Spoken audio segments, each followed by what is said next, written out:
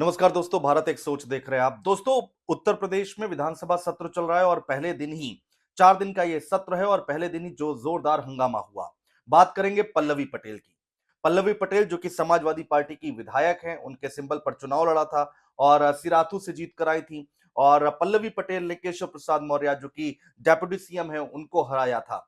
और अब पल्लवी पटेल ने एक मुद्दा उठाया सदन के अंदर, विधानसभा के अंदर, लेकिन उनको उस मुद्दे पर सतीश महाना ने बोलने नहीं दिया और तीखी नोकझोंक हुई। और उसके बाद पल्लवी पटेल जो हैं वो बाहर अकेले धरने पर बैठ गई। क्या कुछ हुआ दोस्तों, वो सब हम आपको बताएंगे। सदन के अंदर क्या हुआ, सदन के बाहर क्या कुछ हुआ और वो कौन सा मुद्दा है जिसको लेकर पल्लवी पटेल इतना ज्यादा फायर होती दिखाई दे रही हैं। सड़क हो या सदन हो, पल्लवी पटेल इस मुद्दे को हाथ से जाने नहीं दे रही हैं और इस मुद्दे को लगातार उठा रही हैं। आखिर वो मुद्दा कौन सा है? दरअसल दोस्तों, ये जो मुद्दा है, पल्लवी पटेल की माने तो बड़ा घोटाला हुआ है और ये घोटाला जो हुआ है वो उनकी बहन अनुप्रिया पटेल के जो पति हैं आशीष पटेल, उनके विभाग में हुआ है। राज्य सरकार में मंत्री हैं आशीष पटेल और उनके विभाग में ये बड़ा घोटाला किया गया है। पल्लवी पटेल ने बड़े आरोप लगाए हैं दोस्तों। 25-25 लाख रुपए की घूस लेने का आरोप लगाया है और सीधे मुख्यमंत्री योगी आदित्यनाथ को टारगेट किया है कि उनके नाम पर पैसे लिए गए हैं, बड़ा भ्रष्टाचार हुआ है। पल्लवी पटेल का कहना है दोस्तों कि पिछड़ों के साथ भेदभाव हुआ है। सबसे पहले ये तस्वीरें देखिए, अकेले आखिर क्यों यहां पर पल्लवी पटेल को यहां अकेले धरने पर बैठ गई पल्लवी पटेल जब उनको सदन के अंदर नहीं बोलने दिया गया। आप देखिए, हाथ में तख्ती ली हुई है पल्लवी पटेल ने और लिखा हुआ है, पिछड़ा मांगे हिसाब, योगी जी दो जवाब। ये कहा गया है पल्लवी पटेल की तरफ से। आशीष पटेल के विभाग प्राविधिक शिक्षा में भ्रष्टाचार और पिछड़ों को लेकर भेदभाव हो रहा है, यह आरोप लगाया है पल्लवी पटेल ने और लगातार इस मुद्दे को उठा रही हैं। पहले ये तस्वीरें देखिए जो हम आपको लगातार दिखा रहे हैं, पल्लवी पटेल जो कि सदन में बाहर अकेले धरने पर बैठ गई।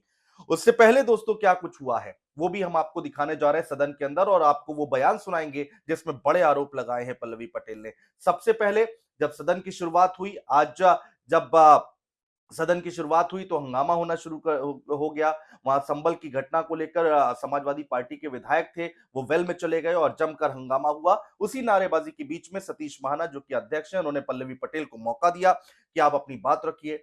पल्लवी पटेल पहली बार में बोलना शुरू करती हैं और घोटाले की बात का जिक्र करती हैं, लेकिन हंगामा इतना होता है कि वो बात पूरी नहीं कर पाती है। पहले वो अंश देखिए। बहुत ही गंभीर विषय को मैं उठाना चाहती हूँ और आपके समक्ष सत्ता पक्ष के समस्त सदस्यों की तरफ उंगली इंगित करते हुए कहना चाहती हूँ कि भारतीय जनता पार्टी की वर्तमान में सदन में बैठी हुई सरकार आखंड तरीके से भ्रष्टाचार में डूबी हुई है, जातिगत शोषण का जीता जागता नमूना है और विशेष रूप से पिछड़ों विरोधी सरकार है और ये सामंतवादी सरकार है। और ऐसा मैं इसलिए कह रही हूँ क्योंकि जब जब और जहाँ भी पिछड़ों के राजनीतिक अफसरों के आपने नहीं बताया, तमाम मैं आपको एक मिनट पल्लवी जी, डॉक्टर पल्लवी। सुना दोस्तों आपने, पल्लवी पटेल इस मुद्दे को सदन के अंदर उठाना चाह रही थी और कह रही थी कि भ्रष्टाचार हुआ है, घोटाला हुआ है। दूसरी बार जब सदन की कार्रवाई शुरू होती है स्थगित होने के बाद, फिर से पल्लवी पटेल को मौका दिया जाता है सतीश महाना की तरफ से और सतीश महाना और पल्लवी पटेल के बीच में तीखी नोकझोंक हो जाती है। क्या कुछ हुआ है दोस्तों वो हम आपको बताने जा रहे हैं। सतीश महाना के बीच और पल्लवी पटेल के बीच में जमकर बहस होती है। पल्लवी पटेल कहती हैं कि मैं यहां से चली जाऊंगी। जवाब में विधानसभा अध्यक्ष सतीश महाना कहते हैं कि चली जाइए, इनका कुछ भी लिखा नहीं जाएगा, ना ही माइक चालू होगा। इसके बाद पल्लवी पटेल सदन छोड़कर बाहर चली जाती हैं और चौधरी चरण सिंह की प्रतिमा के पास अकेले धरने पर बैठ जाती हैं, जिसकी तस्वीरें हमने आपको पहले भी दिखाई हैं।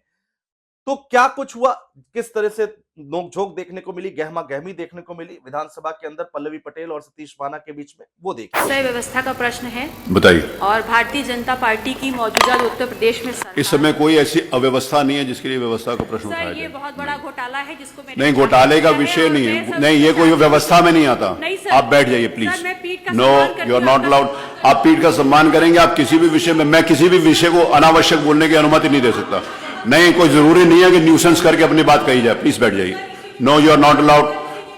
अलाउड भी नहीं है, आप प्लीज बैठ जाइए। आप एक बहुत रिस्पेक्टेड महिला सदस्य हैं, मेरा आपसे निवेदन है आप प्लीज बैठ। वो विषय नहीं बोलेंगे, आप सुसंगत नियमों के अंतर्गत लेकर आइए, मैं बोलने का अवसर दूंगा। कोई जनगणना नहीं, जनगणना देखिए पूरा देश बहुत आगे बढ़ रहा है और आप अभी तक जातिवाद में फंसे हुए हैं, उसको छोड़िए, आगे बढ़िए ना। You are not allowed. मेरे को आपके लिए, आप जैसी महिला सदस्य के लिए कोई अगर कठोर आदेश पारित करना पड़ेगा तो मुझे अच्छा नहीं लगेगा। नए न्यूसेंस से आप अपनी प्रेजेंस नहीं दिखा सकती। You are not allowed. मेरे को आपको बाहर जाने के लिए कहना पड़ेगा। आई विल नहीं। अगर आप यही चाहते हो कि अगर आप ये आप एक पढ़े लिखे सदस्य हो, मेरा आपसे रिक्वेस्ट है आप प्लीज बैठ जाइए। No, you are not allowed. नहीं, आवाज जो सुसंगत नियमों के अंतर्गत उठाइए। नहीं, आवाज कहीं भी कोई भी उठाना, ऐसे सारे लोग, प्लीज आप, मेरा आपसे रिक्वेस्ट है आप जाइए प्लीज। अगर आप ये नहीं है, यू आर नॉट अलाउड। ये इनका कोई भी लिखा नहीं जाएगा, जो कुछ लिखा गया उसमें कुछ भी नहीं, ना तो लिखा जाएगा ना आपका माइक ऑन होगा। ये नहीं, ये आग्रह नहीं है। You are not allowed. मैं आपको अनुमति नहीं दे रहा, मैं आपको अनुमति नहीं दे रहा। आई एम नॉट गिविंग। तीसरी बार है, मैं आपको अनुमति नहीं दे रहा। बैठ जाइए। नहीं, मैं आपको नहीं, I am not asking you, I am requesting you to please take your seat with due respect, please take your seat. अब दोस्तों सवाल यहां पर यह उठता है कि आखिर वो मुद्दा क्या है, आखिर वो भ्रष्टाचार क्या है जिसका आरोप लगा रही हैं पल्लवी पटेल सरकार के ऊपर। दरअसल दोस्तों सरकारी पॉलिटेक्निक कॉलेज में एचओडी नियुक्ति में आरक्षण के साथ खिलवाड़ हो रहा है, यह कहना है पल्लवी पटेल का। जो प्रोफेसर हैं उनकी जो पदोन्नति की गई है उसमें 25-25 लाख लिए गए हैं, वो भी मुख्यमंत्री योगी आदित्यनाथ के नाम पर, यह बड़ा आरोप लगा रही हैं। और ये जो विभाग है, प्राविधिक शिक्षा मंत्री हैं आशीष पटेल, पल्लवी पटेल की सगी बहन है अनुप्रिया पटेल, उनके पति हैं जो कि उत्तर प्रदेश में मंत्री हैं, और ये सब कुछ हुआ उनके विभाग में, ऐसा कहना है पल्लवी पटेल का। जरा सुनिए पल्लवी पटेल ने कितने बड़े आरोप लगाए। पल्लवी जी, क्या कुछ नाराजगी है और जो आशीष पटेल पे आरोप लग रहे हैं उसको कैसे देखती हैं? देखिए, मैंने कल भारतीय जनता पार्टी की सरकार के अंतर्गत जो एक बड़ा घोटाला हुआ है उस पर माननीय योगी जी से सवाल पूछा था, और आज मैंने जब सदन में उसी मुद्दे को उठा करके माननीय योगी जी से, जो कि नेता सदन भी हैं और हमारे सूबे के मुखिया भी हैं और जिनके नाम पर इस घोटाले में धन उगाही घूस के नाम पर करी गई है, तो मैंने उन्हीं के ऊपर आरोप लगाते हुए सवाल पूछा था। सवाल पूछना चाह रही थी कि आज सदन में आ करके आप इस घोटाले को स्वीकारें और कार्रवाई करेंगे, ये सुनिश्चित करें। लेकिन जब मैंने पहले सवाल उठाया तो सदन स्थगित कर दिया गया। जब दोबारा मैंने सवाल उठाने का प्रयास किया गया तो मुझे नियमों का हवाला देते हुए मेरा माइक बंद कर दिया गया। उसके बाद मुझे सदन से बाहर जाने को कह दिया गया। और सिंपल सी बात है कि भारतीय जनता पार्टी की जो सरकार है वो भ्रष्टाचार में डूबी हुई है, और उनके एक विभाग का ये जो घोटाला है मैं उजागर कर रही थी, और 250 लोग जो कि क्वालिफाइड नहीं थे उनको नियम विरुद्ध तरीके से, नियमों को ताक पे रखते हुए उनको प्रमोट कर दिया गया। जबकि सीधे सीधे नियमावली ये कहती है कि सिर्फ और सिर्फ ओपन अपॉइंटमेंट्स होंगे, चयन होगा, और वो चयन यूपीएससी के माध्यम से होगा। एआईसीटी के नॉर्म्स जो भी लोग अभ्यर्थी पूर्ण करेंगे वो इन पे सिलेक्ट होंगे। तो जब ये नॉर्म्स ही नहीं है कि आप पदोन्नति दें, तो फिर आपने पदोन्नति दी कैसे? और एक एक व्यक्ति को पदोन्नति देने के नाम पे आपने 25-25 लाख रुपए की घूस की उगाही भी कर ली। तो इतना बड़ा घोटाला है, और पे डिफरेंस जो हो गया ऐसे लोगों को जो क्वालिफाइड नहीं थे, अब उनको राजकीय कोष से प्रतिवर्ष 50 करोड़ के ऊपर का रुपया निकाला जाएगा। ये राजकीय कोष किसी के घर की तिजोरी नहीं है, ये हमारे द्वारा दिए गए मेहनत की कमाई का पैसा है जो टैक्स के रूप में जमा होता है। तो 50 करोड़ रुपए अगर प्रति साल निकाले जाएंगे तो उसके लिए जवाबदेही किसकी है? दूसरा, सरकार कहती है हम संविधान के अनुसार चलते हैं, संविधान को मानने वाले हैं, तो संवैधानिक नियमावली की धज्जियाँ क्यों उड़ाई जा रही हैं?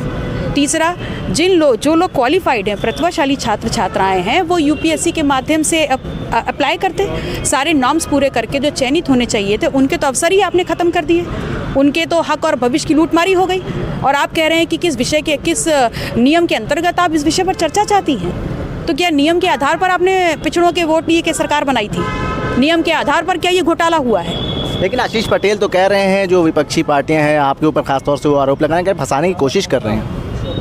देखिए, बात तो और आरोप, जवाब, न्याय मैं सभी कुछ माननीय योगी जी से मांग रही हूँ। इनको पता नहीं क्यों छटपटाहट हो रही है।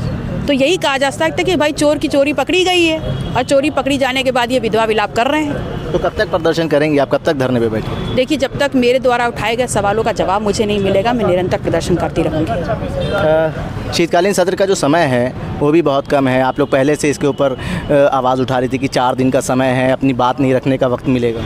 देखिए, सरकार से विपक्ष के माध्यम से जनता के सवाल ना पूछे जाएं और उनको जवाब ना देना पड़े, इसीलिए हर सत्र का जो एक टेन्योर है वो दिन प्रतिदिन घटता चला जा रहा है। और आप सत्र चलाएं या ना चलाएं, हमको सदन के अंदर बैठने दें या ना बैठने दें। जनहित के 2 मुद्दे हैं जिनके आधार पर, जिनका वोट लेकर के आपने सरकार बनाई है। अगर उनके भविष्य, उनके अवसरों की, उनके हक की लूटमारी होगी तो आपको जवाब देने के लिए आना ही होगा।